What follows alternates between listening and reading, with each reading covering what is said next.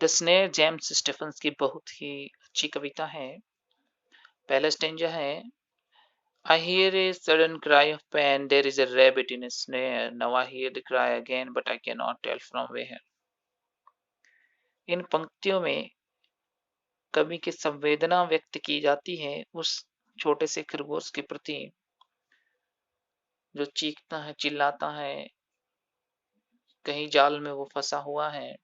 तो अचानक चीख कवि को सुनाई देती है। दोबारा सुनता है लेकिन वह ये नहीं बता सकता कि वह आवाज कहां से आ रही है।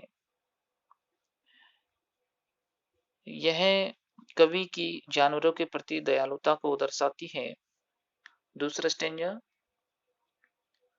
देखिए, पहला स्टेंजा की जो लास्ट लाइन है उसी से दूसरा स्टेंजा शुरू होता है।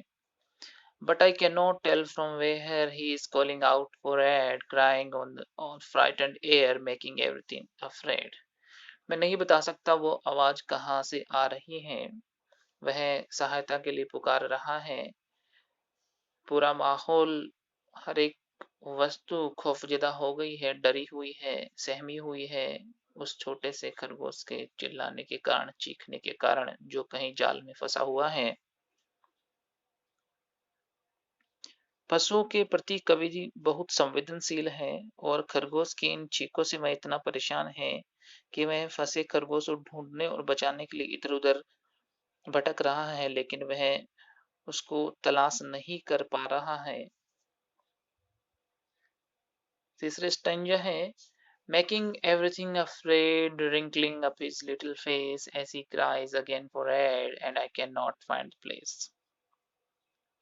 इन पंक्तियों में कवि खरगोश की दर्द भरी चीखों के प्रति बहुत ही ज्यादा संवेदनशील होता है।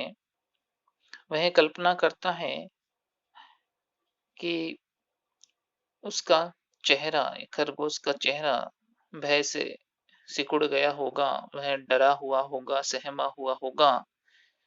वह निर्दोष पशु के प्रति इंसान की क्रूरता को व्यक्त करता है। खरगोश बार बार चीखता चिल्लाता है, मदद के लिए गुहार लगाता है, जिससे हर वस्तु भयभीत प्रतीत हो रही है। कवि बेसब्री से उस जाल में फंसे खरगोश को छुड़ाने का इच्छुक है, लेकिन वह दर दर भटकता है, ढूंढता है, लेकिन वह उस स्थान को नहीं ढूंढ पा रहा है जहां वह खरगोश जाल में फंसा हुआ है। And I cannot find the place where his paw is in the snare, little one, oh little one, I am searching everywhere. कवि उस स्थान को नहीं ढूंढ पा रहा है जहां उस खरगोश का पंजा किसी जाल में फंसा हुआ है। वह खरगोश के प्रति कुछ ऐसा दर्द महसूस करता है मानो कि जैसे कोई छोटा बच्चा किसी क्रूर इंसान के द्वारा प्रताड़ित किया गया हो। निसहाय सा वह उस पशु को ढूंढता हुआ दिखाया जाता है। वह जानना चाहता है कि वह दर्द भरी चीख कहाँ से आ रही है, कौन सी दिशा से आ रही है, कि वह उस दिशा में जाए और उस छोटे से खरगोश की जो डरा हुआ है, सहमा हुआ है, जाल में फंसा हुआ है, की मदद कर सके।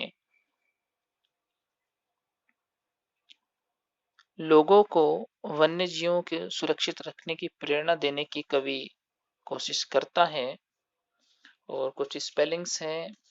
स्नेयर यानी नेट होता है, जाल होता है, एड यानी हेल्प, मदद सहायता होती है, फ्राइटन यानी अफ्रेड डरा हुआ, डर भयभीत होता है, रिंकलिंग यानी दर्द से भय से सिकड़ा हुआ, और रिंकलिंग का दूसरा अर्थ भी होता है कि जो झुर्रियां पड़ जाती हैं वो होता है, पो यानी होता है पंजा होता है, सर्चिंग यानी होता है तलाशना, ढूंढना।